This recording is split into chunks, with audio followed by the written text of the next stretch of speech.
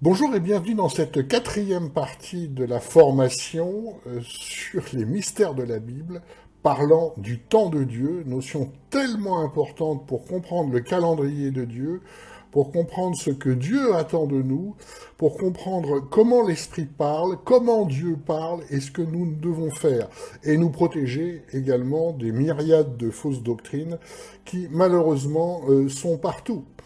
Nous allons approfondir la question du temps de la grâce. Les théologiens parlent du temps de la grâce, mais est-ce que la parole de Dieu parle de ça et comment surtout elle en parle?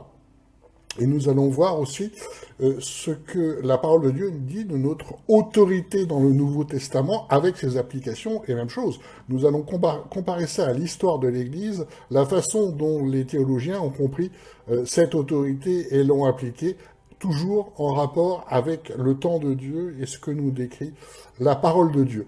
J'aimerais revenir sur la précédente vidéo qui a terminé le troisième module. Vous savez, cet homme adulé par une grande foule, où il était manifestement très content de sa puissance, de son aura.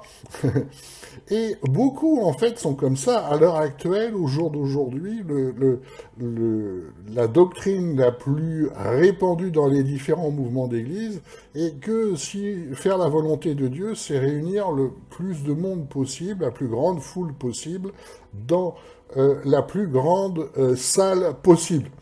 Et vous voyez tout le temps ces vidéos où on montre l'homme de Dieu, entre guillemets, le succès qu'il a au premier rang des hommes importants en cravate qui prennent des notes tellement cet enseignement est important. Et la caméra qui balaye la salle pour montrer les centaines de personnes et pour montrer cet homme de Dieu est forcément béni puisqu'il y a du monde. Alors, on va revenir bien sûr à Jésus, qui nous montre strictement l'inverse comme modèle, puisqu'il s'est concentré sur 12 disciples. Et pour cette foule, effectivement, il leur parlait en parabole pour ne pas qu'ils comprennent. Et c'est vraiment ça le sujet, puisque, on l'a vu tout à l'heure, en 2 Thessaloniciens, nous avons cet avertissement que nous sommes dans un temps de séparation qui précède en fait le temps de jugement, où il y aura un aveuglement. Hein. La parole de Dieu est très claire par rapport à ça, et qui dit aveuglement dit qu'il y a beaucoup de personnes qui continueront dans des fausses doctrines, qui continueront à écouter les mensonges, qui continueront, et là on ne peut rien faire.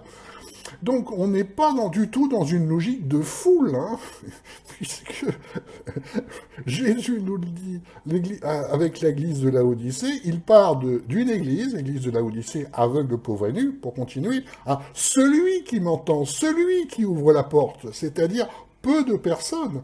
Bien sûr, nous devons chercher à sauver le plus de personnes possible, mais c'est tout à fait clair que nous ne ferons que peu de disciples.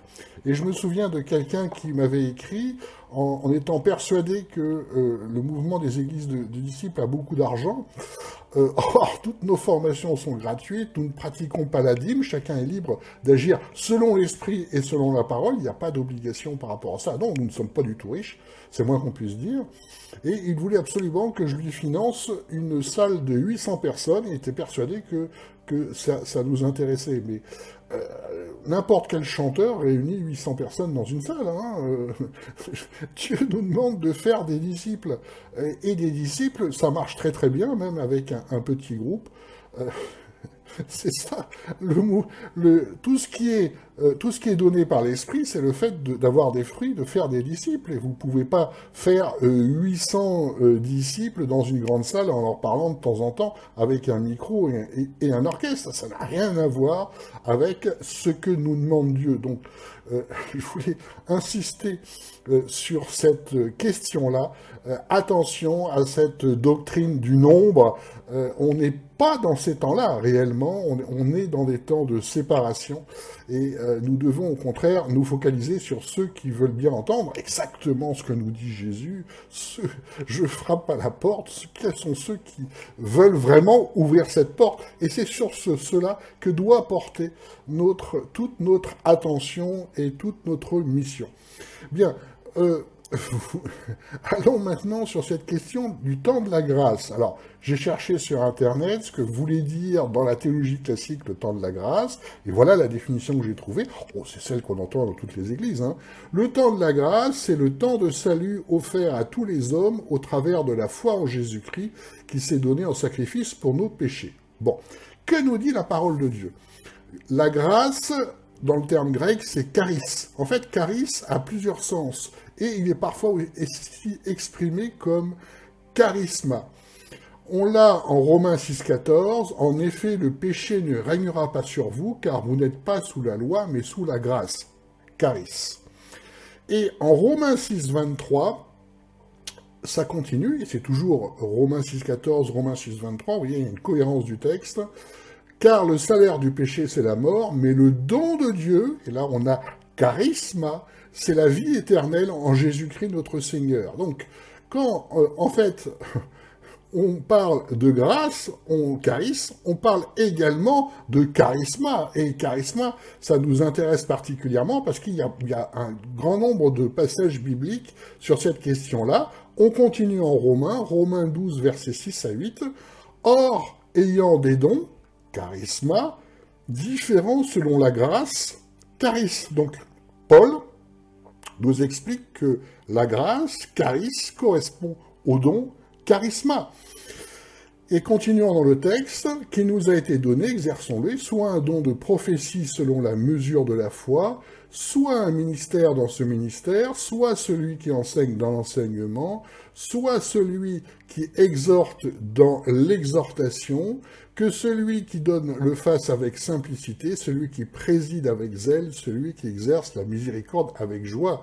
Donc, la parole de Dieu nous dit très clairement, le temps de la grâce est en fait équivalent au temps de l'esprit. Or, la théologie classique a simplifié et retenu que ce qui les arrange, comme d'habitude, c'est-à-dire le salut. C'est pour ça qu'on a énormément de doctrines sur le salut simplifié. Il suffit qu'on dise une petite phrase, et ça y est, nous avons automatiquement le salut. Ça, on va revenir dessus, parce que la parole de Dieu ne nous dit pas vraiment ça.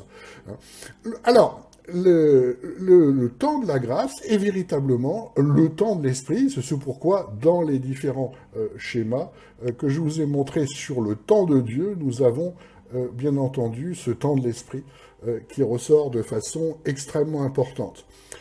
Paul nous dit en Romains très clairement qu'à partir du moment où nous avons reçu la grâce par Jésus,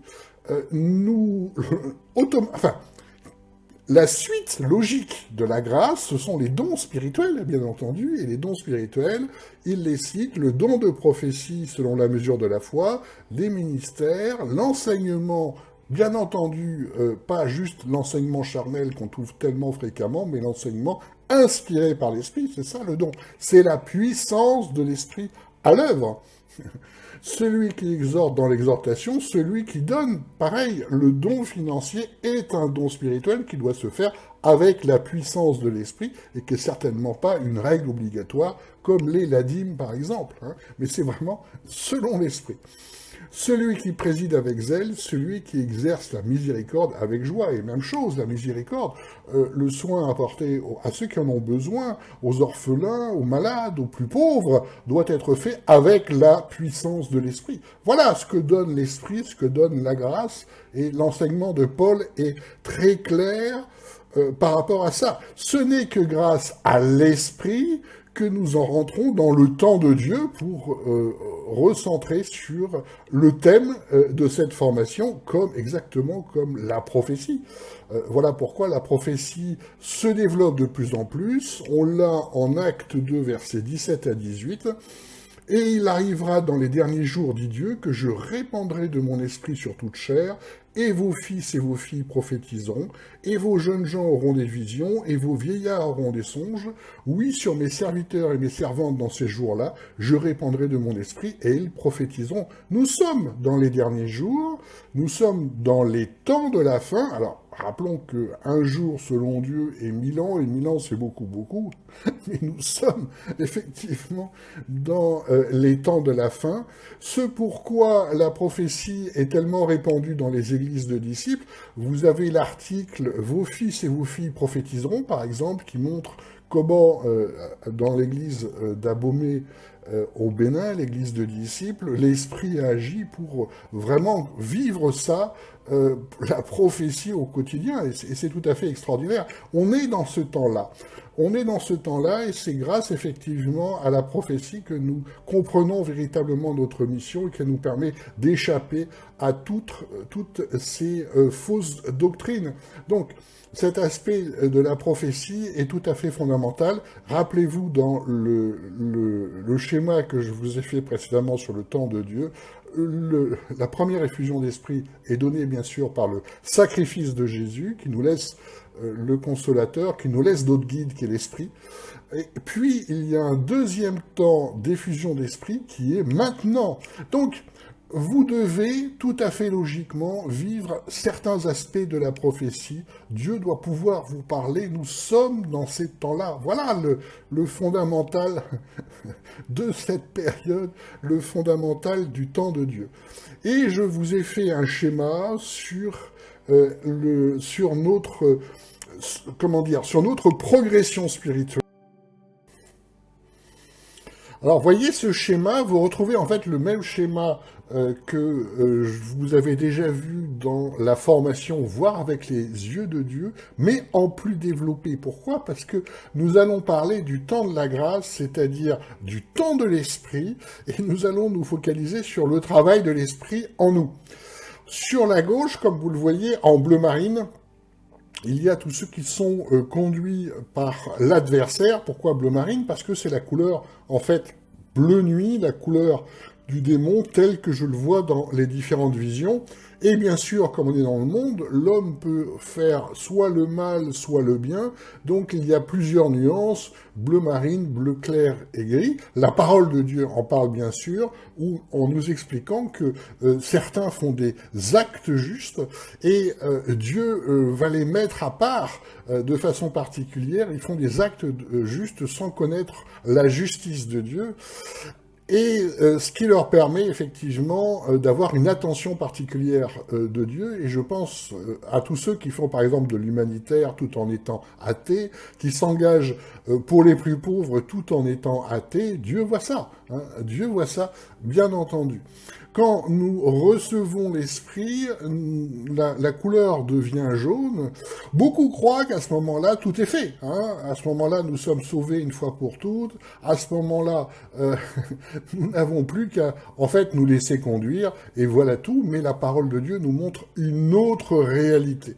Une autre réalité, tout simplement parce que c'est à ce moment-là que nous sommes effectivement inscrits dans le livre de Dieu. Mais en Apocalypse, nous le voyons bien, que beaucoup ne sont plus inscrits, se voient effacés du livre de Dieu parce que sont sortis justement de ce chemin de l'esprit. Encore une fois, l'église de Laodicée le montre, mais d'autres églises, comme l'église de Sardes le montrent, beaucoup font de la religiosité, exactement comme ce que nous voyons au jour d'aujourd'hui, sans être conduits par l'esprit, c'est-à-dire que ne sont plus, en fait, en Christ. Et c'est ce que montre ce schéma, cette graduation. À droite, bien entendu, la stature parfaite du Christ, puisque la parole de Dieu nous le dit à plusieurs reprises. La responsabilité de tous ceux qui servent Dieu est de faire grandir Christ en chacun. En Éphésiens, il est dit que chacun puisse parvenir à la stature parfaite du Christ, donc rouge, stature parfaite du Christ, c'est là où nous pouvons faire des œuvres encore plus grandes que Christ, ce pourquoi il nous a laissé l'Esprit. Donc, il y a, vous voyez, cette flèche rouge vers la droite qui conduit jusqu'à la stature parfaite du Christ. Cette graduation aussi vient de notre formation sur les prières de guérison, parce que nous voyons bien que il y a une graduation dans la puissance des prières de guérison. Plus nous sommes conduits par l'Esprit, plus nous arrivons à faire cette prière de guérison et plus nous voyons des guérisons et des miracles opérés. Le meilleur exemple, bien sûr, c'est Jésus et ses guérisons extraordinaires, soudaines et totales, tandis que nous voyons des apôtres dans la parole de Dieu qui ont cette puissance, mais moins que Jésus cependant, et nous-mêmes, nous sommes encore un peu un peu moins que ce que nous voyons au niveau des apôtres dans la parole de Dieu. Donc il y a bien une graduation du travail de l'Esprit en nous, et tout l'objet des églises de disciples est cette augmentation du travail de l'Esprit en nous. Les formations servent à ça, servent à libérer l'esprit en nous, en cassant les fausses doctrines, en empêchant les forteresses des pensées qui empêchent la connaissance de Dieu, et c'est comme ça qu'on peut libérer l'esprit. Nous devons être contagieux, c'est-à-dire transmettre l'esprit, et lutter contre ces fausses idées, de dire, voyez, une fois que vous avez prononcé la formule en reconnaissant Jésus, vous êtes sauvés. En fait, la parole de Dieu ne dit pas exactement ça. On a bien une progressivité du chemin dans la parole de Dieu, et beaucoup de ce qui est issu de cette fameuse doctrine du temps de la grâce, voyez, focalise uniquement sur le salut et nous parle quasiment pas de ce combat quotidien pour faire grandir l'esprit en nous, qui est vraiment notre vocation, qui est vraiment notre vie chrétienne, et qui est notre raison d'être, et ce pourquoi nous appelons Église de disciples, pour faire des disciples qui font des disciples, c'est-à-dire pour faire grandir l'esprit en chacun, jusqu'à que l'esprit soit contagieux, jusqu'à que les dons spirituels apparaissent avec puissance, et on pense en particulier aux dons de prophétie, puisque nous sommes dans la fin des temps, mais pas que, l'ensemble des dons qui sont décrits dans la parole de Dieu. L'enseignement ne doit pas être fait non plus comme dans le monde, mais c'est un enseignement qui doit être fait avec la puissance de l'esprit. Donc c'est très important de comprendre que le temps de la grâce ne doit pas se résumer à une phrase, mais en fait est le temps de l'esprit, tout un travail pour faire grandir l'esprit en nous, et pour faire grandir l'esprit des personnes auxquelles nous apportons justement cette parole de Dieu et cette transmission du feu de l'esprit. Et voilà pourquoi, pour revenir sur l'anecdote de tout à l'heure, sur les 800 places, nous ne pouvons pas faire ce travail fin sur 800 personnes en même temps. Nous nous occupons beaucoup plus d'un groupe de personnes, exactement comme Jésus avec ses disciples, parce que c'est un combat quotidien, c'est un combat effectivement contre l'adversaire, contre la chair qui éteint l'esprit, contre les fausses idées qui éteint l'esprit. L'adversaire va tout faire, bien entendu, pour ramener le feu de l'esprit au minimum, pour éteindre la flamme de l'esprit, ramener vers le bleu, si vous préférez, alors que le feu de l'esprit va dans le sens inverse. C'est donc le combat de toute notre vie, et notre mission, la voilà. Puisque l'objectif est de faire grandir Christ en nous, puisque l'objectif est d'arriver à la stature parfaite du Christ, la question, effectivement, aussi, est la question d'autorité. Faire des œuvres plus grandes que Christ implique que nous puissions être remplis d'esprit, puisque Jésus nous montre l'exemple d'un homme rempli d'esprit.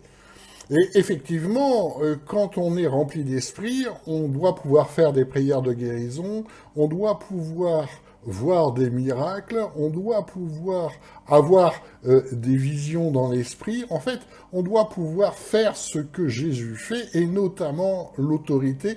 Nous voyons les paroles d'autorité de Jésus, et nous allons examiner justement comment ces paroles d'autorité, et comment l'autorité que nous confère l'Esprit a été compris dans les églises, et qu'est-ce que nous dit la parole de Dieu par rapport à ça. Donc nous allons commencer par une vidéo de déclaration prophétique, entre guillemets, déclaration prophétique telle qu'il est pratiquée en église, puis nous allons examiner ce qui se passe, quel esprit est à l'œuvre, et quel rapport avec la parole de Dieu. À tout de suite. Répète cela après moi, Père Céleste, au nom de Jésus. Tout pouvoir qui a été donné pendant la nuit à un esprit ou à une personne pour me renverser, au nom de Jésus, je parle au soleil, je parle à la lune et je parle aux étoiles, et je vous ordonne de les détruire au nom de Jésus. Soleil, lève-toi et donne-moi ma portion au nom de Jésus.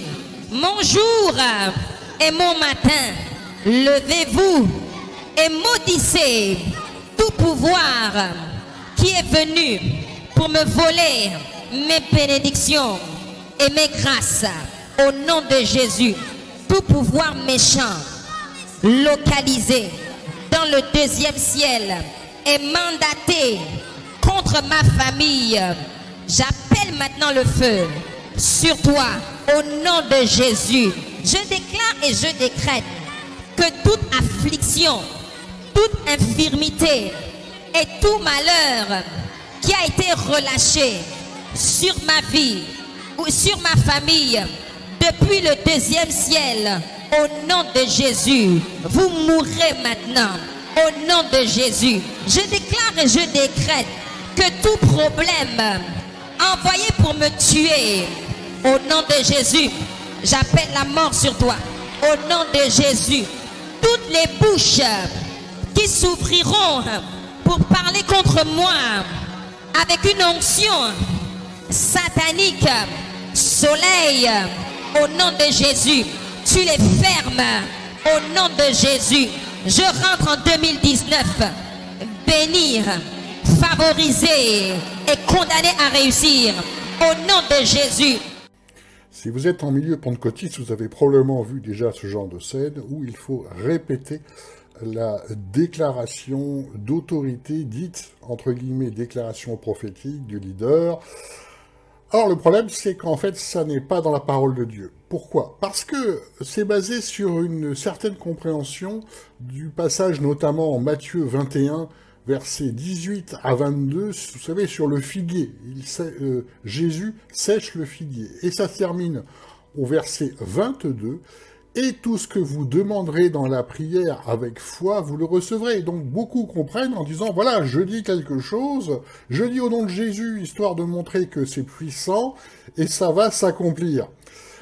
En fait, cette déclaration, la déclaration que nous avons entendue dans cette vidéo, montre surtout un manque total de foi. Pourquoi ? Parce que la parole de Dieu nous le dit, nous avons déjà une protection spirituelle. En 2 Thessaloniciens 3:3, mais le Seigneur est fidèle qui vous affermira et vous préservera du mal. C'est pas à nous de faire des déclarations tous les matins en disant je tue tous ceux qui veulent me faire du mal parce que c'est pas la volonté de Jésus. Jésus est déjà à l'œuvre par l'Esprit en nous. Nous avons la protection de Dieu si nous faisons sa volonté. Alors, à certains moments, nous pouvons effectivement faire des délivrances, à certains moments, nous faisons du combat spirituel, mais remarquez que ce qu'il fait là, on ne le voit pas du tout dans la parole de Dieu. On voit jamais Paul faire ça, on ne voit aucun des apôtres faire ça, et il y a une bonne raison pour ça. Hein. C'est que ça doit être compris comme en fait, un commandement, tout ce que vous demanderez dans la prière avec foi, vous le recevrez, qui nécessite d'être complètement conduit par l'Esprit, vers le rouge-orange dans le schéma précédent. Et ce qu'il y a de dramatique dans cette vidéo, mais comme beaucoup, en fait, de ceux qui font ça, c'est qu'en plus, il fait de la magie. Il fait de la magie parce qu'en fait, il s'adresse au soleil, aux étoiles, comme si c'était des créatures vivantes, pour que ce soit le soleil et les étoiles qui fassent sa volonté. Alors ça, c'est purement de la magie, hein. C'est absolument pas dans la parole de Dieu. Jésus, par exemple, parle à la mer pour la calmer, mais il dit pas, mère, vas-y, noie cette personne, puis mère, fais ça. Enfin, ça, c'est les magiciens qui font ça. Ça n'est pas le bon esprit. Et ce genre de pratique, en fait, montre que ce n'est pas l'Esprit de Dieu à l'œuvre parce que nous ne voyons pas ça, tout simplement, dans la parole de Dieu. En fait, on est sur un autre schéma, Marc 7, versets 6 à 8, mais il leur dit, c'est Jésus qui parle, « Ésaïe a bien prophétisé à votre sujet, hypocrite, comme il est écrit, ce peuple me mord des lèvres, hein, Jésus, au nom de Jésus, la puissance de Jésus, mais leur cœur est fort éloigné de moi. Tout ça n'est pas fait avec l'Esprit de Dieu. Mais c'est en vain qu'ils me rendent un culte, enseignant des doctrines qui sont des commandements d'hommes. » Oui, c'est de la magie, ça. Abandonnant le commandement de Dieu, vous retenez la tradition des hommes. Et on est dans ce registre-là. Bien, maintenant, il y a bien une autorité de la parole de ceux qui sont conduits par l'Esprit. Encore faut-il bien comprendre ce que la parole de Dieu nous dit par rapport à ça. On l'a, par exemple, en Marc 7, versets 26 à 30. Or, cette femme était grecque, elle le priait de chasser le démon hors de sa fille, et lui disait, laisse premièrement les enfants se rassasier, car il n'est pas bien de prendre le pain des enfants et de le jeter aux petits chiens. Mais elle répondit et lui dit, oui Seigneur, aussi les petits chiens mangent. Mangent-ils sous la table les miettes des enfants? Et voilà la phrase, et il lui dit, à cause de cette parole, va, le démon est sorti de ta fille. Donc, il y a bien des paroles qui montrent que l'esprit agit dans la personne. Jésus le voit et lui dit, voilà, cette parole montre que l'esprit est en toi, l'esprit agit, et l'adversaire ne peut plus rien pour toi. Donc, il y a des vraies paroles de foi, conduites par l'esprit, que nous montre la parole de Dieu. Et l'enseignement de Jésus est très clair sur cette question, en Matthieu 15, versets 17 à 18, et ayant appelé sur lui la foule, il leur dit, écoutez et comprenez, ce n'est pas ce qui entre dans la bouche qui souille l'homme, mais ce qui sort de sa bouche, c'est là ce qui souille l'homme. Il faut être donc très prudent à ce que nous disons, et quand nous parlons sans être conduits par l'esprit, nous pouvons faire des choses graves. Ça, le passage se termine au verset 18. Ce qui sort de la bouche vient du cœur, et c'est là ce qui souille l'homme. C'est-à-dire ce genre de déclaration, en fait, est spirituellement très grave. Voilà le schéma que je vous ai fait pour comprendre l'autorité de la parole. Donc l'autorité de la parole, vous voyez, il y a 3 graduations.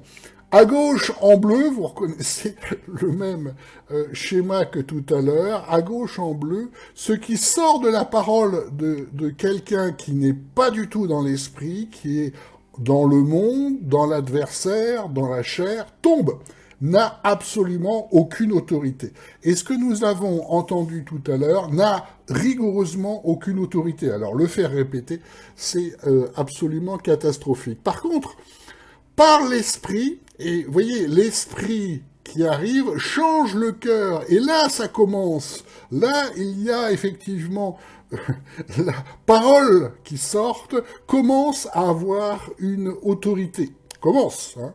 Mais en fait c'est la même chose que pour le don d'enseignement, quand c'est fait par l'esprit, ce que nous disons commence à avoir une autorité qui n'est pas la nôtre, qui est celle de l'esprit, et à gauche, un enseignement qui est fait par la chair, tout tombe, ça ne vaut rien, voyez. La parole juste, sans l'esprit, n'a pas l'autorité. L'autorité de la parole, c'est l'esprit de Dieu qui souffle à travers la parole.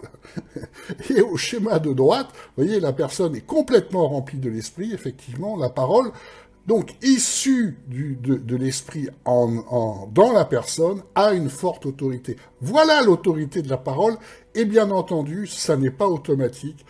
Et bien entendu, ça n'est pas magique. Et nous retrouvons ça malheureusement dans à peu près tous les mouvements d'église. On va prendre un exemple très simple. Le fait de répéter des chants le dimanche matin ne va pas changer quoi que ce soit à votre vie de foi. Si c'est fait comme c'est fait couramment, on répète, on écoute, on répète, on écoute, on répète. Et ça, c'est la vie quotidienne en Église. Nous allons d'ailleurs écouter une vidéo sur cette question-là. Alors, c'est le même que tout à l'heure qu'on a vu en Apocalypse, sur Apocalypse 13, qui nous enseigne sur le chant. Et on va revenir tout à l'heure avec la parole de Dieu pour comprendre ce qu'il essaye de nous expliquer et si c'est effectivement dans la parole de Dieu. À tout de suite. Le fait de chanter, c'est comme proclamer le témoignage de la parole de Dieu. C'est comme témoigner la parole de Dieu, parce que bien sûr, les chants qui ont été composés pour l'Église, des chants chrétiens, ben c'est souvent fondé sur les Écritures. La plupart du temps, de toute façon, c'est fondé sur les Écritures. Et c'est comme, ça nous permet, si vous voulez, de confesser la parole de Dieu. Et il y a un pouvoir extraordinaire dans la confession qui sort de notre bouche.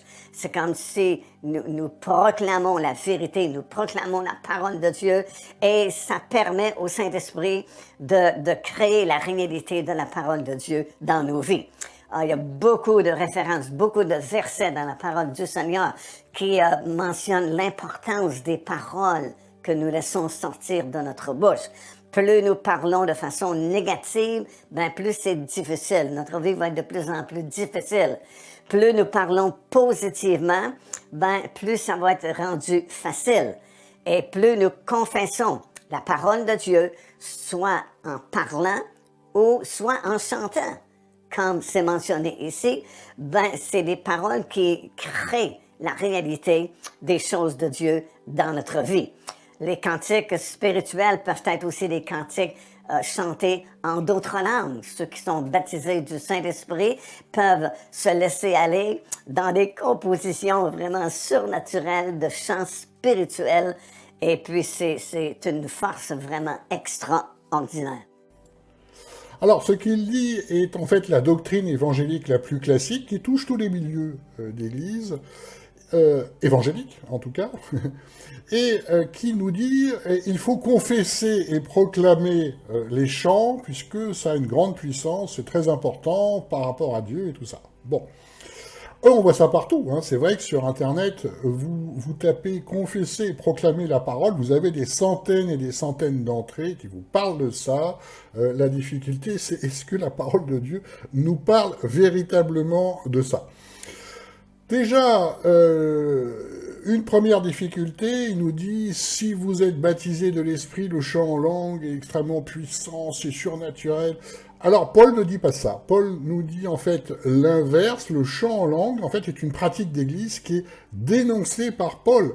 En 1 Corinthiens 14, 19, il nous le dit, mais dans l'église, j'aime mieux prononcer 5 paroles par mon intelligence afin d'instruire les autres que 10 000 paroles en langue. Donc ça, c'est une tradition pentecôtiste, mais Paul nous dit vraiment l'inverse. Alors, il nous dit autre chose, alors c'est très important, vous devez avoir des paroles positives, parce que sinon les paroles négatives, ça c'est pas dans la parole de Dieu, ça c'est issu en fait de l'école de la pensée positive, une école américaine qui est créée par un pasteur américain dans les années 50, le même qui a fait la loi de l'attraction et que vous entendez partout, effectivement dans les églises évangéliques. Ça, c'est basé sur de l'autosuggestion. Voilà ce qu'est la pensée positive. On répète, et ça devient vrai. Et en fait, ce qu'on enseigne, c'est basé là-dessus. Sauf que ça, c'est une doctrine du monde. La pensée positive est très connue. Sauf que Jésus ne la pratique pas. Quand Jésus dit « je vomis les chrétiens tièdes », est-ce que vous trouvez que c'est de la pensée positive? Ou est-ce plutôt une parole de vérité? Alors, il nous dit également, et la Bible nous parle tout le temps de la parole, c'est très important la parole. Alors, de quelle parole est-ce qu'on parle? Dans la Bible, on a 773 fois l'utilisation du mot « parole ». Et quasiment tous nous parlent de l'autorité de la parole de Dieu. Bien sûr, la parole des hommes, en soi, n'a que très peu d'importance. Revoyez le schéma de tout à l'heure, en bleu, la parole de Dieu est en rouge, et la parole de l'homme est en bleu et n'a pas de valeur. Hein. Et il y a effectivement quelques textes sur la parole, et nous allons les examiner. Psaume 39, 4, David nous dit « Mon cœur s'échauffa au-dedans de moi, de ma méditation jaillit un feu, et la parole vint sur ma langue. » Donc voilà un très bon enseignement. David nous dit « Moi, je ne sais pas parler. Hein, et je ne sais pas parler, je ne sais pas dire des choses bonnes. Mais Dieu, oui. Donc quand je médite, quand j'écoute Dieu, alors de ma bouche sortiront des bonnes paroles. » Tout part du cœur, tout part du cœur, tout part de la foi, tout part de l'Esprit de Dieu pour que de ma bouche sortent des bonnes paroles. Donc, cet enseignement est excellent, et c'est en fait le même schéma que ce que vous avez vu tout à l'heure, quand véritablement votre esprit est rempli de l'Esprit de Dieu, ce qui va sortir de votre bouche, là, sera bon, puisque c'est porté par l'Esprit de Dieu. On n'est pas du tout dans la répétition, comme vous le voyez. Toujours dans les psaumes, en psaume 119, versets 171 et 172, il est dit « Mes lèvres répandront ta louange ». Alors, après, dans la doctrine évangélique, on a pris cette phrase et dit « C'est formidable, il faut répéter ».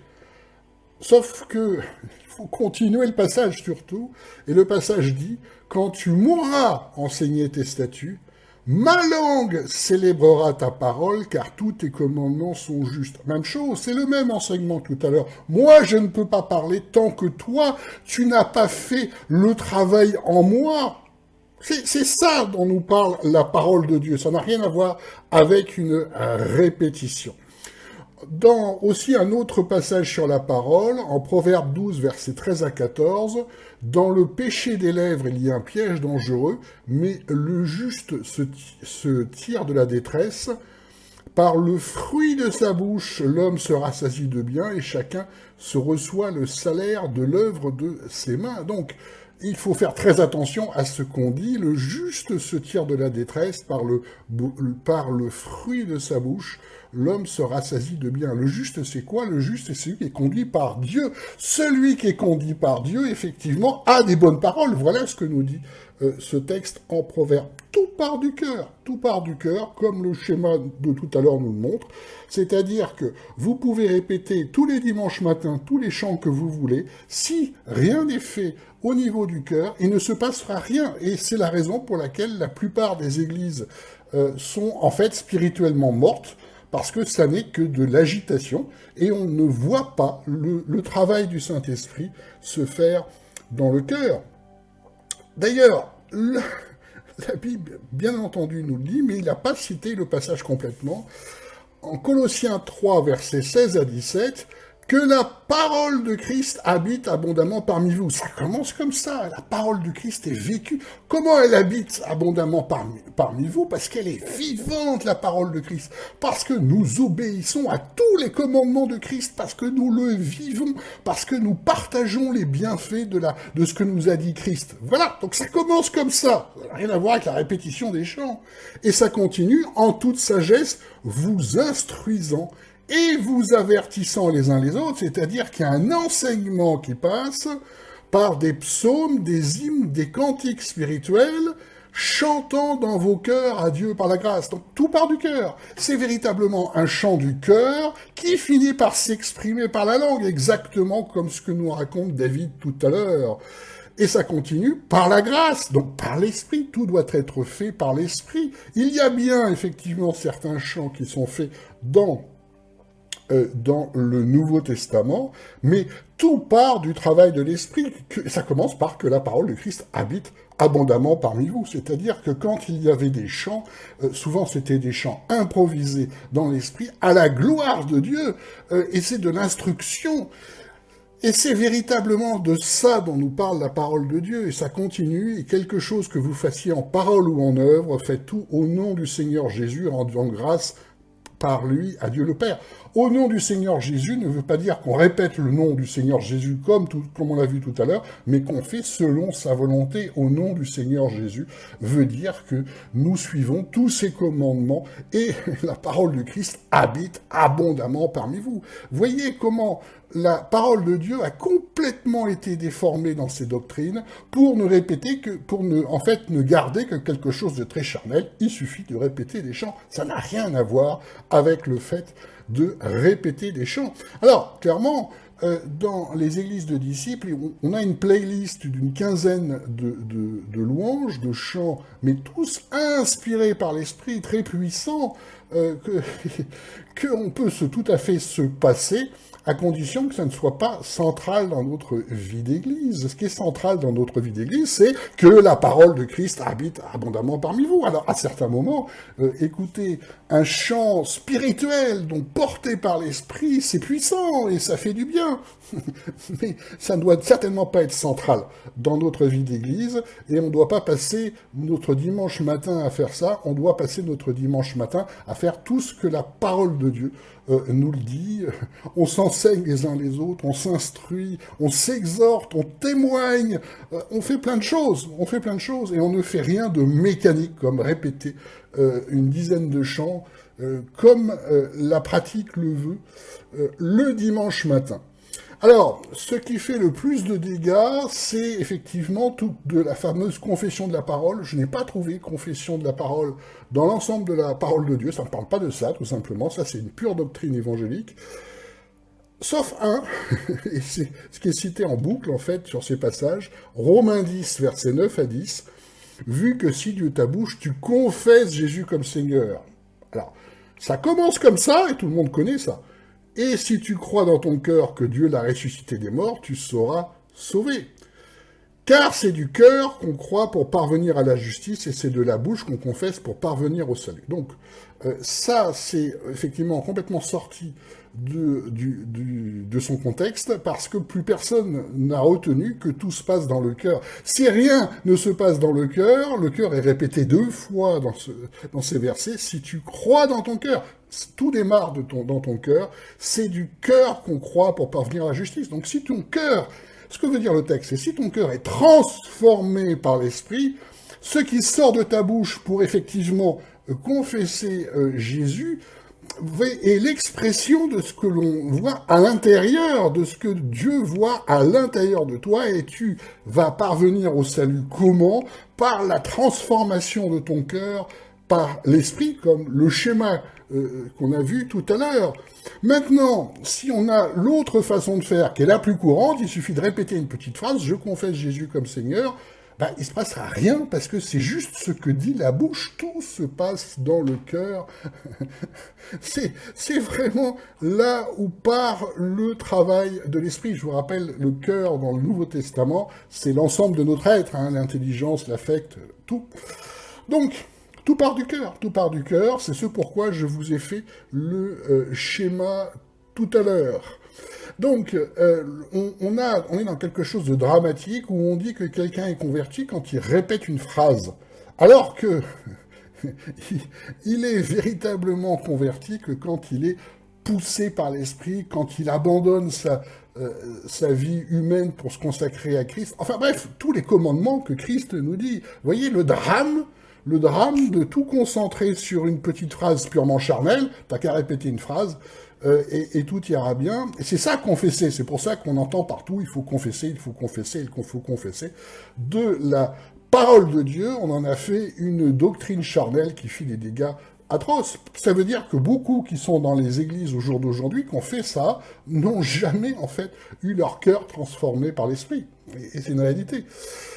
Et c'est un drame. Voilà pourquoi c'est tellement important de voir ce que Dieu prévoit dans son temps. Il y a tout un ensemble de démarches pour arriver à véritablement être conduit par l'Esprit. C'est vraiment la base. En Deutéronome 6, versets 4 à 6, il est indiqué « Écoute Israël, l'Éternel notre Dieu est le seul Éternel. Tu aimeras l'Éternel ton Dieu de tout ton cœur, de toute ton âme et de toute ta force. » Voilà. Et ces commandements que je te donne aujourd'hui seront sur ton cœur. Voilà la base. Sauf qu'on va voir tout à l'heure que Jésus nous dit pas exactement ça, il rajoute quelque chose. C'est intéressant parce que ça nous permet de voir l'effet de l'esprit dans le Nouveau Testament. Donc tout part dans le cœur, on vit véritablement, on bénit la parole de Dieu jour et nuit, et on vit la parole, que la parole de Christ habite abondamment parmi vous. En Luc 10, versets 25 à 28, et voilà ce que dit Jésus sur justement ce passage. Et voici un certain légiste leva, le mettant à l'épreuve et disant « Maître, que dois-je faire pour hériter la vie éternelle ?» Donc le salut. Et il lui dit « Qu'est-il écrit dans la loi? Comment lis-tu » Et lui répondant dit « Tu aimeras le Seigneur ton Dieu de tout ton cœur, de toute ton âme, et là, c'est un peu différent, de toute ta force et de toute ta pensée, et ton prochain comme toi-même. Donc, c'est encore plus puissant que dans l'Ancien Testament, parce que dans l'Ancien Testament, c'est tout ton cœur, toute ton âme, toute ta force, et là, c'est tout ton cœur, toute ton âme, toute ta force, et de toute ta pensée. Que nous montre ce passage-là? Que tout part du cœur, et que les pensées renouvelées, effectivement, les pensées renouvelées par l'esprit, ce ne sont plus les pensées du monde, donc c'est bien le travail dans l'esprit, le travail de l'esprit qui change les pensées. Et voilà le schéma de la progression spirituelle tel qu'on l'a vu tout à l'heure. Effectivement, quand nos pensées sont les pensées de Christ, alors là, effectivement, on va vers le salut, c'est évident. Par rapport à ça, nous faisons toutes les œuvres prévues, nous avons les dons spirituels qui nous guident dans les œuvres prévues par Dieu à l'avance, etc., etc. Donc, véritablement, tout part du cœur. C'est tellement important. Alors, un autre passage qu'ils aiment bien, et toujours en Romains, toujours en Romains 10, mais un peu plus loin, 16 et 19, et j'ai entendu ça plusieurs fois, la foi vient de ce qu'on entend, et de ce qu'on entend vient de la parole de Dieu, donc quand on répète la parole de Dieu, ça augmente la foi. Donc il faut chanter, puisque ça répète la parole de Dieu. Alors, c'est pas en fait exactement ce qui est expliqué, bien sûr, parce que ce qu'on nous dit là, c'est il suffit de répéter, et ça va marcher, et ça va rentrer. Pas du tout, puisque justement Jésus nous fait un enseignement en Matthieu 6,7 sur la prière en disant « N'usez pas de vaines redites, ne faites pas de répétition ». Jésus nous le dit. Donc, quand le texte nous dit « La foi vient de ce qu'on entend, et de ce qu'on entend vient de la parole de Dieu », ça ne veut pas dire qu'on doit répéter les chants le dimanche matin, parce que justement, dans le passage, Romains 10, il explique que cette parole de Dieu n'a justement pas été entendue. Et il continue donc au verset 18, « Je demande alors, n'aurait-il pas entendu? Au contraire, leur voix est allée par toute la terre, et leur discours jusqu'aux extrémités du monde. Je demande encore, Israël n'aurait-il pas compris ?» Donc, le texte nous dit l'inverse de ça. On a répété, ils n'ont rien entendu, rien compris, ça ne marche pas. Et Jésus nous le confirme, ne faites pas de vaines redites. Donc cette doctrine, eh bien, l'inverse, en fait, de ce que nous apprend la parole de Dieu. Alors, j'ai cherché, je dis, d'où ça vient, ces chants partout? Alors, j'ai trouvé, en fait, alors chez les catholiques aussi, ils disent la même chose, et effectivement, c'est passé par les catholiques, mais les catholiques, ça provient d'où? J'ai trouvé, en fait, chez les juifs. Les juifs le font, hein. La place des chants est centrale, en fait, dans la façon de rendre le culte juif, et effectivement, on a une preuve biblique de ça, les psaumes sont des chants, hein. La place des chants est centrale chez les juifs, rappelons qu'ils n'ont pas l'esprit en eux, hein. Donc c'est une autre façon de faire. On est sur la formation le temps de Dieu, donc vous voyez que notre fonctionnement d'église, en fait, est ancré dans l'Ancien Testament, et non pas dans le Nouveau. Et comme on l'a dit dans cette formation, quand ça n'est pas dans le temps de Dieu, le temps de la grâce, le temps de l'Esprit, alors ça ne vient pas de l'Esprit de Dieu. Donc, c'est venu effectivement chez des Juifs, puis après c'est passé aux catholiques, les psaumes, c'est ça, la répétition des psaumes est un classique chez les Juifs, et un classique, bien sûr, chez les catholiques. Les moines font ça une partie de leur journée. Et Luther, qui était moine, avait cette tradition-là, donc la première chose qu'il a fait quand il a essayé de concevoir un culte, il a mis, quoi, des chants, puisqu'il était habitué à le faire. En fait, vous voyez d'où ça vient, et personne n'a songé à le changer. Comme quoi, ça nous montre bien, malheureusement, le très peu d'esprit qu'il y avait. En fait, c'était juste de la réflexion théologique, c'était juste, malheureusement, de la réflexion humaine, et les dégâts sont encore présents, tellement présents même, au jour d'aujourd'hui, sur toutes ces questions-là. Revoyons aussi une autre notion, ce que c'est que le péché contre l'esprit, parce que nous le voyons, il y a beaucoup en fait de fonctionnements d'église qui n'ont rien à voir avec l'esprit. Et j'ai remarqué que la notion de péché contre l'esprit, le péché qui n'est pas pardonné, en fait n'est pas compris. Parce que dans le passage de Matthieu 12, en fait, on nous parle de quelque chose de... En rapport avec le temps de Dieu et le temps de l'Esprit, il y a le fameux péché contre l'Esprit en Matthieu 12, versets 22 à 37, qui est très très rarement compris. Alors, de quoi parle ce passage? Jésus chasse les démons et les pharisiens lui reprochent justement de chasser les démons en disant « Celui-ci ne chasse les démons que par Belzébuth, le prince des démons ». Donc, ils ne reconnaissent pas l'action de l'Esprit de Dieu et au contraire disent « c'est l'esprit de Satan ». Le fait d'intervertir l'esprit du mal, l'esprit démoniaque avec l'esprit de Dieu est un péché très important, très grave. Voilà ce que nous dit Jésus au verset 32. « Et si quelqu'un dit une parole contre le Fils de l'homme, il lui sera pardonné. Mais si quelqu'un parle contre l'Esprit Saint, il ne se lui sera pas pardonné, ni dans ce siècle, ni dans celui qui est à venir. » C'est en fait le fait de s'attaquer directement à Dieu par l'Esprit de Dieu en intervertissant le mal et le bien. Et souvenez-vous de ce passage, dans la fin des temps, ils appelleront le mal bien et le bien mal. Et c'est ça dont nous parle la parole de Dieu. Jésus continue au verset 34, « Race de vipères, comment pouvez-vous dire de bonnes choses étant mauvais, car de l'abondance du cœur, la bouche parle. » C'est toujours le même enseignement, tout part du cœur, où votre cœur est vraiment rempli d'esprit, où votre cœur n'est pas rempli d'esprit, est mauvais, et ce que vous dites, en fait, est juste la résultante de ce qu'il y a dans votre cœur, c'est pas l'inverse. C'est pas la parole qui crée, c'est pas ce que vous dites qui crée le cœur, c'est du cœur qui crée la parole qui sera bonne ou mauvaise. Et au verset 36, Jésus nous dit clairement « Je vous dis que toute parole oiseuse que les hommes auront prononcée, ils en rendront compte au jour du jugement. » C'est-à-dire le fait de prendre l'Esprit de Dieu à l'œuvre pour l'esprit du mal est quelque chose de très grave, puisque ça sera comptabilisé au jour du jugement.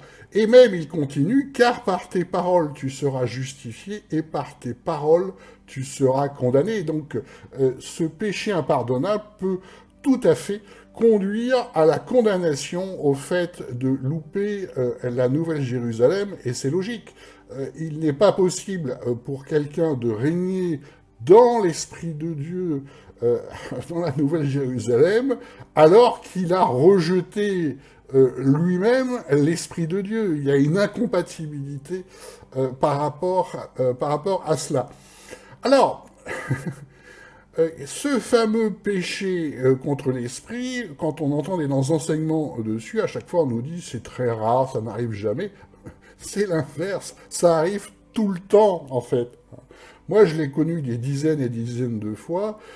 Quand j'ai commencé à faire des miracles, des guérisons spectaculaires, un aveugle qui a retrouvé la vue, enfin un paralytique qui s'est levé du fauteuil, quand j'ai commencé à prophétiser, à parler des visions, systématiquement on disait « tu fais tout ça par Satan, tout le temps hein ».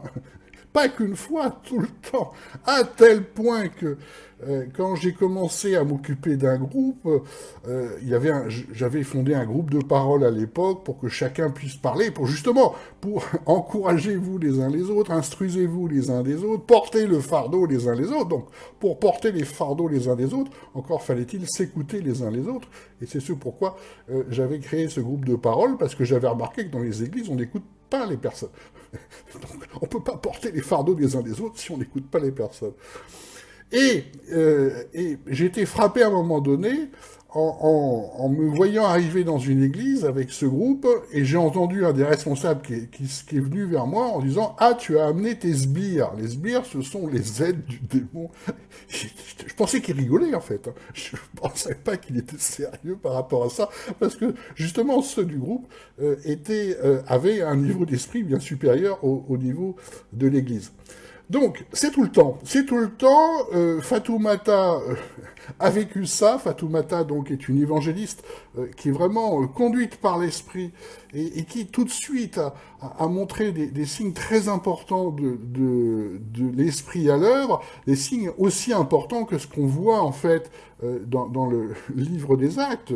C'est extraordinaire, son ministère et la puissance de l'esprit qu'elle montre est tout à fait extraordinaire.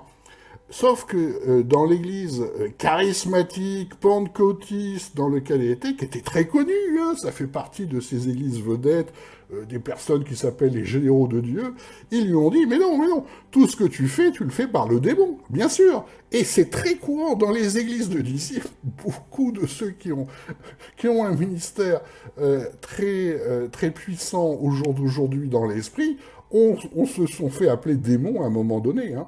Le péché contre l'esprit est en fait extrêmement fréquent et même quotidien, et c'est logique. Regardez notre enseignement sur notre formation sur les faux enseignements, notre formation sur le combat spirituel qui dénonce aussi un certain nombre de fausses doctrines. On inverse bien entendu l'esprit du mal et l'esprit de Dieu, et c'est ce qu'on voit le plus couramment, c'est-à-dire qu'on prend une pratique qui est en fait qui montre en fait l'esprit du mal à l'œuvre comme étant une bonne pratique et une pratique d'église, et il y a tout le temps ça. Donc le péché contre l'esprit est en rapport avec le temps de Dieu, bien entendu, puisque le temps de l'esprit, c'est l'esprit que nous a donné Jésus, c'est l'esprit qui est le plus important pour nous au jour d'aujourd'hui, parce que c'est les guides que nous a donné Jésus, c'est celui qui nous permet d'être dans le temps de Dieu et ne pas reconnaître l'esprit et de confondre le mal et le bien est très très grave et conduit véritablement à la perdition. Et encore une fois, c'est ce que nous voyons de très fréquent dans les différents mouvements d'église. Il y a inversion entre le mal et le bien, et nous sommes à la fin des temps. La question qui se pose, toujours pareil, dans cette partie de la formation, c'est quelle est notre autorité? Qu'est-ce que nous dit Jésus sur notre autorité? Et surtout, comment l'autorité qui est donnée par l'Esprit a été comprise dans notre histoire d'Église? Et on va revenir à notre histoire protestante pour comprendre ces questions d'autorité.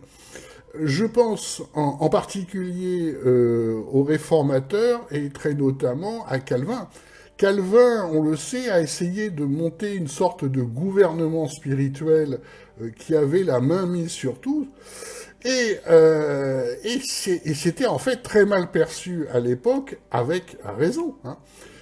On peut trouver des textes sur ce qu'a fait Jean Calvin. Jean Calvin, je vous rappelle, qui est considéré comme la plupart des facultés théologiques, comme la bonne doctrine. Hein. Alors voilà ce qu'il a fait. Ce qu'on lui reproche véritablement, c'est de contrôler la population, hein, avec des doctrines et de la morale, et de la morale avec, bien entendu, des punitions, et c'est extrêmement grave. Et voilà ce que disent les articles sur la question. La comparaison s'impose avec les États islamistes d'aujourd'hui, où la charia, la loi coranique, tient lieu de loi civile. Voilà ce qu'a voulu faire, en fait, Calvin. On a pu, avec à peine d'exagération, qualifier la Genève de Calvin de dictature théologique. C'est l'archétype de ce qui sera au siècle suivant la dictature puritaine en Angleterre après la chute de Charles Ier. Quelques exemples, l'article continue. De braves Genevois et Genevoises, donc les habitants de Genève en Suisse, sont condamnés au fouet ou à l'amende pour avoir récité le pater en latin, pour avoir tiré la galette des rois, qui est une coutume païenne, pour avoir prié Marie, Mère de Dieu, pour avoir récité le chapelet. On brûle publiquement le roman à la mode, Amadis de Gaulle, hein, qui était un roman qui était très apprécié. Le simple fait d'insulter un pasteur conduit directement à l'excommunication. Et il y a vraiment une mainmise sur le peuple qui est absolument qui est absolument dramatique. Il y a même eu en 1555 une émeute qui est éclatée à propos de l'excommunication du conseiller de la ville, Philibert Berthelier. Alors, pourquoi a-t-il été excommunié? Je vous rappelle, on le voue à l'enfer hein, dans l'excommunication, parce qu'il avait osé tousser pendant le prêche de M. Calvin. Hein.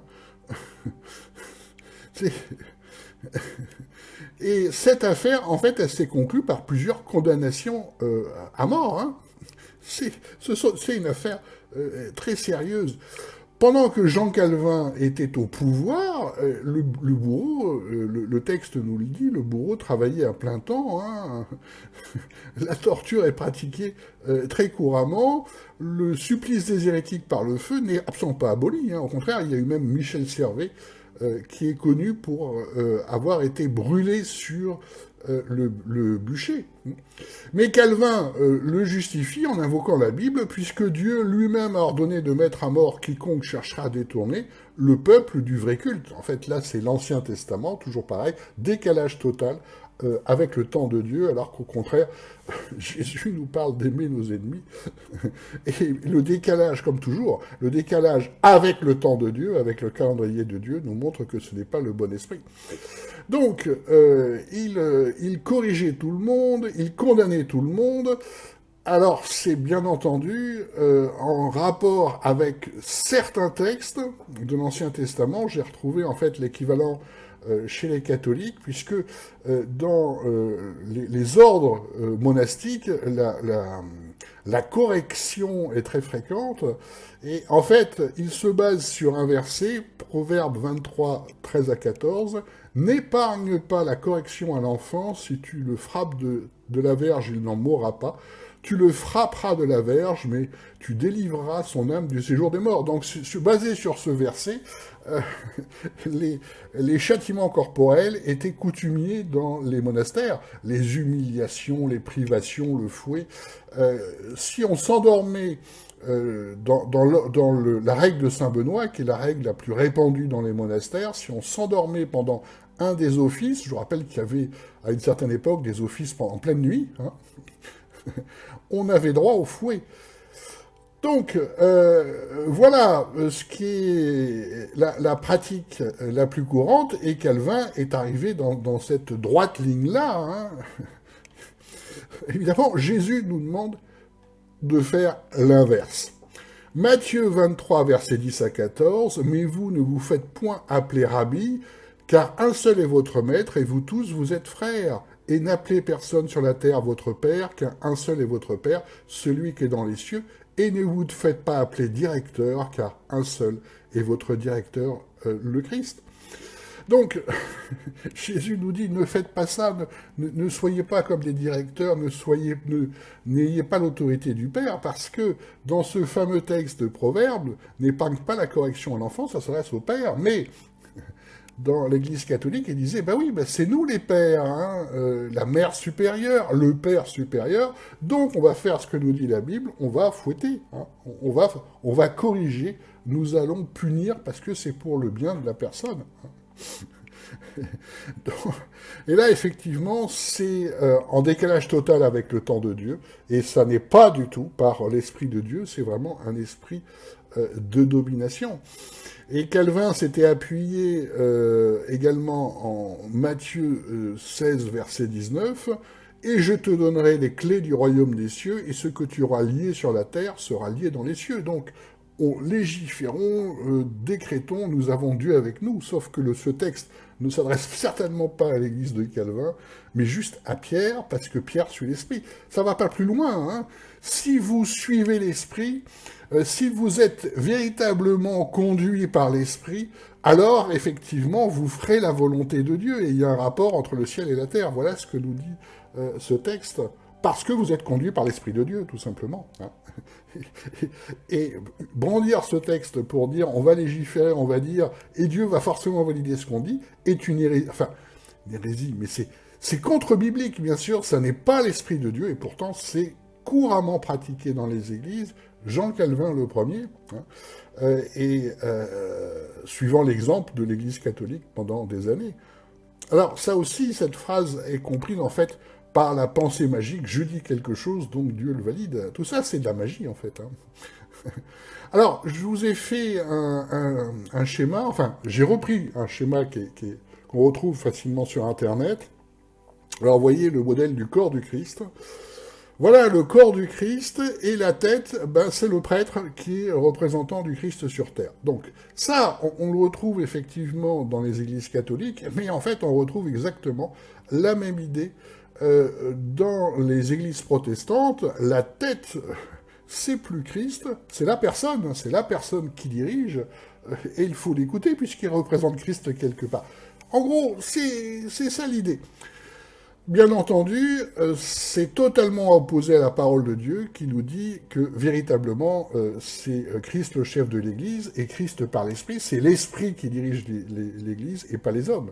Et si on commence à prendre des décisions humainement parlant, on se détourne de Dieu, hein, tout à fait clairement. Mais c'est très courant, c'est pourtant la façon de faire la plus courante qui est en décalage total avec le temps de Dieu. Hein. C'est en fait un retour à l'Ancien Testament où l'Esprit n'était donné qu'aux prophètes et qu'à ceux qui servaient véritablement Dieu de façon importante, je pense à Esdras par exemple. Mais cette doctrine est une doctrine en décalage total avec le temps de Dieu. Le chef de l'Église, c'est Jésus, c'est-à-dire l'Esprit, c'est l'Esprit, le chef de l'Église, et c'est lui qui doit diriger les choses. On ne fait que transmettre.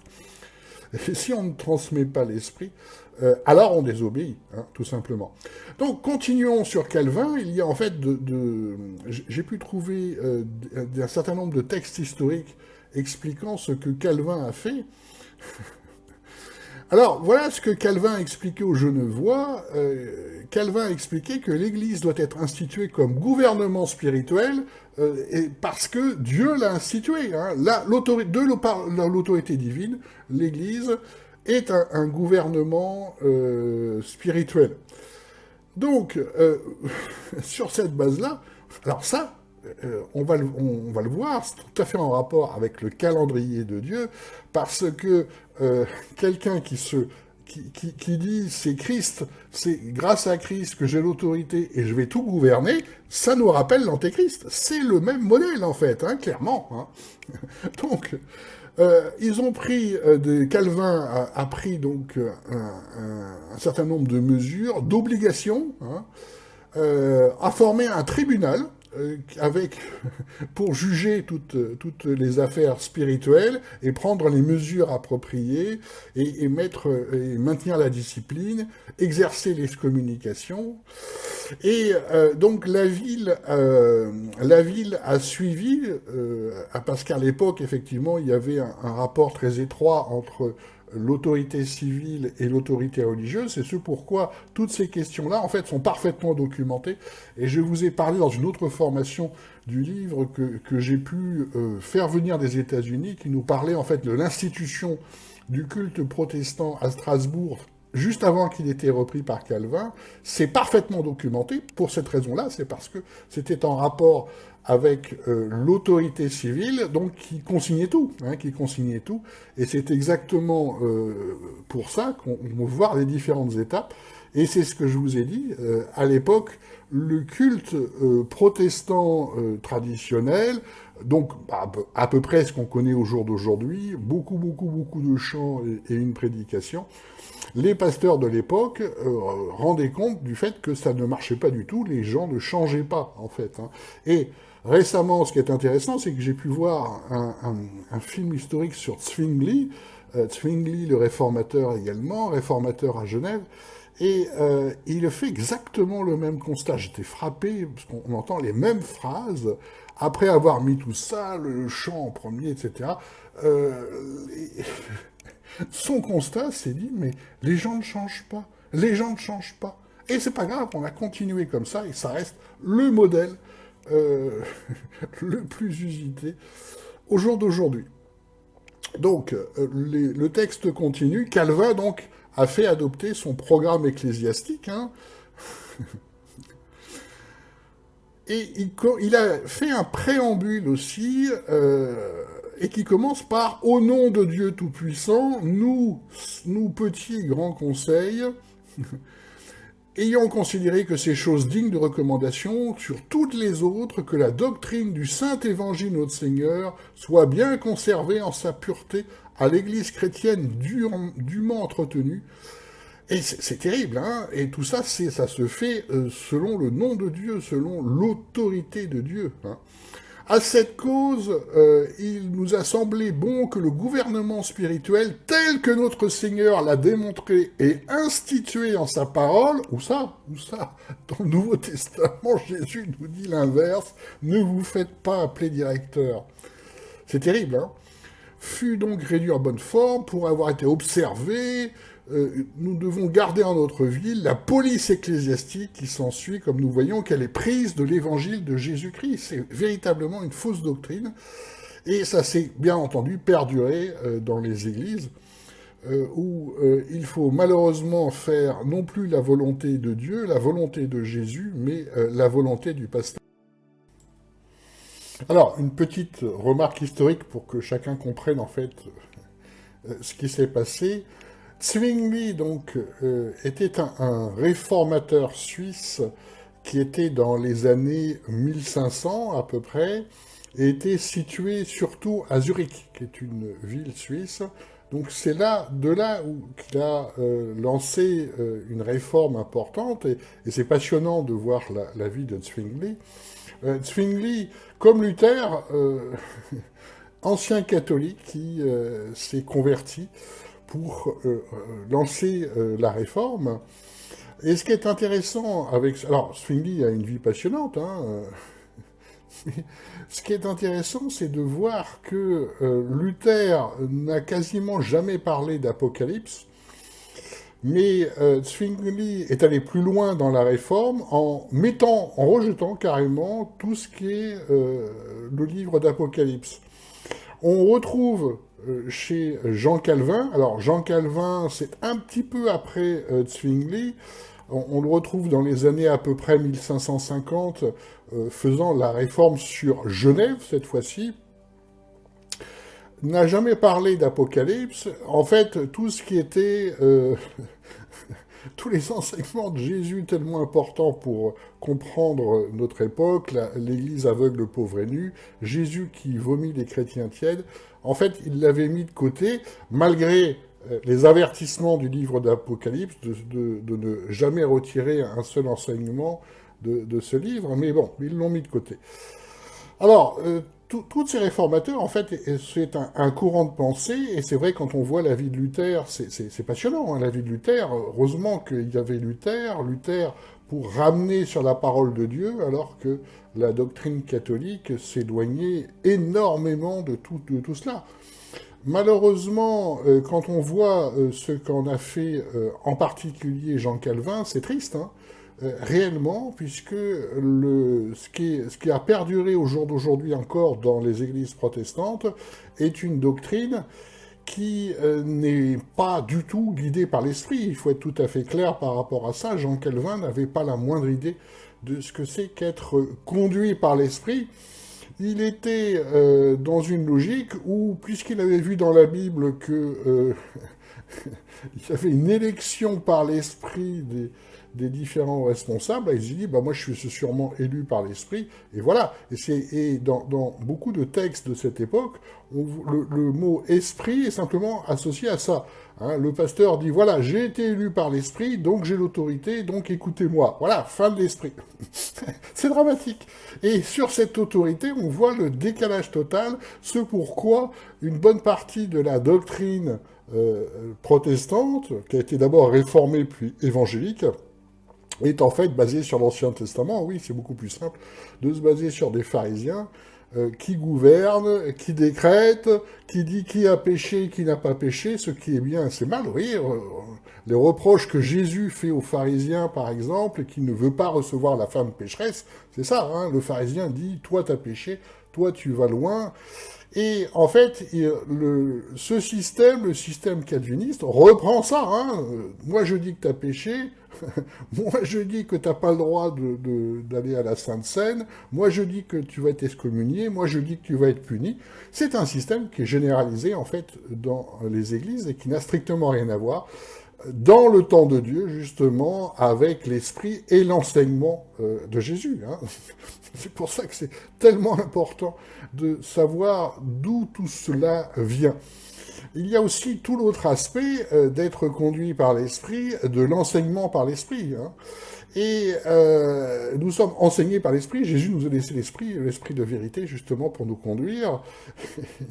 Et quand on regarde l'histoire de la théologie, en fait, Jean Calvin en particulier et successeurs ont cherché une théologie de la raison. Hein. Le siècle des Lumières commençait à arriver, c'est-à-dire tout par la raison. Les techniques qu'ils ont mis en place, les techniques textuelles que les réformateurs ont mis en place, venaient en fait non pas de l'esprit, mais de Spinoza. Spinoza qui est un philosophe considéré comme athée, qui travaillait beaucoup sur la raison, qui travaillait beaucoup sur le fait que le texte doit être décortiqué de telle ou telle façon. Après, c'est intéressant de voir effectivement de s'intéresser au texte, de s'intéresser aussi au genre du texte. Mais une fois qu'on a dit ça, le reste, c'est l'esprit, hein, tout à fait clairement. Ça veut dire que toutes les techniques de prédication, d'homilétique, d'exégèse sont basées en fait sur des techniques qui viennent du monde, sont basées sur des techniques qui viennent des intellectuels. Le théologien réformateur est un pur intellectuel. Il ne faut pas lui parler ni de vision, ni de quoi que ce soit. Et d'ailleurs, c'était moqué à l'époque, et c'est assez drôle de voir ça, parce que on ne voyait jamais de manifestation de l'esprit, impossible. Hein. Alors, les guérisons, on n'en voyait pas, les miracles, on n'en voyait pas, la prophétie, on n'en parlait même pas. Jean Calvin a supprimé le ministère de prophète en disant, voilà, ça n'a pas lieu d'être, tout en disant, moi, je suis inspiré de Dieu, donc en fait, lui est prophète, mais ça n'existe pas. C'est intéressant comme façon de faire. Et le mot de pasteur, par exemple, vient de Zwingli. Zwingli a fait une prédication en disant, voilà, le ministre de Dieu, on va l'appeler pasteur. Bon, c'est pas très gênant dans le principe, même si le mot pasteur n'intervient qu'une fois pour un homme dans le Nouveau Testament, en Éphésiens. Le bon pasteur, c'est Jésus, il faut pas sortir de là. Et ça a eu en fait tout cela, tout ce mouvement intellectuel a eu des conséquences dramatiques. Après, les réformateurs sont des hommes de leur temps. Le problème vient que tout a été continué par la tradition humaine, et c'est ça le drame, c'est de faire par la tradition sans voir que tout cela n'est absolument pas conduit par l'esprit, mais lié à une époque, lié à des pensées, lié à des raisonnements d'hommes. Il faut vraiment écouter Jésus sur cette question en Matthieu 15, versets 6 à 9. « Et vous avez annulé la loi de Dieu à cause de votre tradition hypocrite. Ésaïe a bien prophétisé de vous en disant « Ce peuple m'honore de ses lèvres, mais leur cœur est fort éloigné de moi, mais c'est en vain qu'ils me rendent un culte, enseignant des doctrines qui ne sont que des commandements d'hommes. » Et on en est toujours là. C'est un drame, c'est véritablement un drame spirituel au quotidien par rapport à ça. Voilà pourquoi nous avons tant besoin de comprendre le temps de Dieu, de comprendre ce que l'Esprit fait pour revenir vers Christ et faire sa volonté. Voici la fin donc de cette quatrième partie de cette formation sur le temps de Dieu. Dans la cinquième partie, nous allons continuer sur l'autorité. Qu'est-ce que Jésus attend de nous comme autorité? Et nous allons approfondir encore le calendrier de Dieu et essayer de comprendre où on en est sur le temps de Dieu, encore une fois sous une autre approche, pour être en adéquation avec l'Esprit de Dieu. Donc, si vous avez apprécié cette vidéo, merci de mettre un pouce bleu. Vous pouvez également vous abonner à cette chaîne et mettre des commentaires, et je vous invite aussi avoir toutes les formations qui parlent aussi de ce sujet-là, notamment la formation sur les faux enseignements, la formation sur le combat spirituel, qui parle également des fausses doctrines et du combat spirituel au niveau prophétique. Et je vous invite en fait à suivre l'ensemble des vidéos de cette chaîne pour développer l'esprit en vous et être conduit par l'Esprit de Dieu pour faire la volonté de Christ. Je vous dis donc à bientôt.